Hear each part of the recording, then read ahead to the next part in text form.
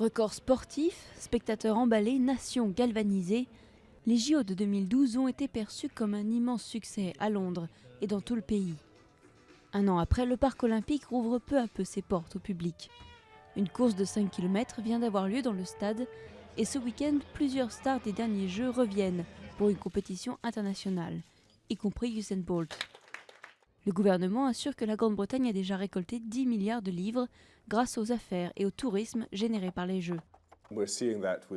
Quand on emmène des entreprises à Doha, à Istanbul, à Rio, à Sochi, où auront lieu les prochains grands événements sportifs, ils peuvent dire que nous avons tenu les Jeux dans les temps, sans dépasser le budget. Les Jeux les plus réussis peut-être des temps modernes. Donc la confiance est là et ces entreprises font des affaires grâce à cela.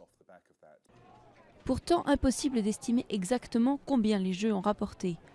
En Angleterre, certains observateurs critiques ne sont pas convaincus par les chiffres du gouvernement. Ils estiment que le chiffre de 10 milliards englobe des investissements qui auraient eu lieu de toute façon ou qui ne sont pas liés aux Jeux. Côté positif, les sites olympiques de l'Est londonien ne resteront pas vides.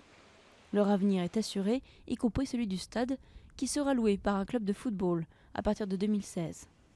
Il accueillera aussi des matchs de la Coupe du monde de rugby en 2015 et les championnats du monde d'athlétisme de 2017.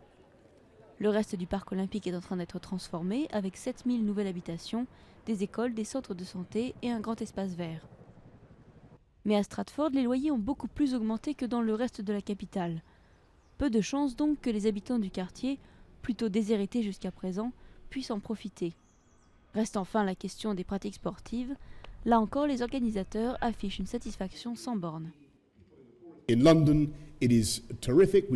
C'est formidable ce qui se passe à Londres. Nous avons environ 150 000 personnes de plus qui font du sport depuis les Jeux olympiques et paralympiques. Et je peux ajouter aujourd'hui que les groupes scolaires obtiendront des voyages gratuits pour aller à des événements sportifs. Mais comme le gouvernement l'admet hors caméra, les conséquences à long terme des Jeux ne pourront pas être vraiment évaluées avant plusieurs années.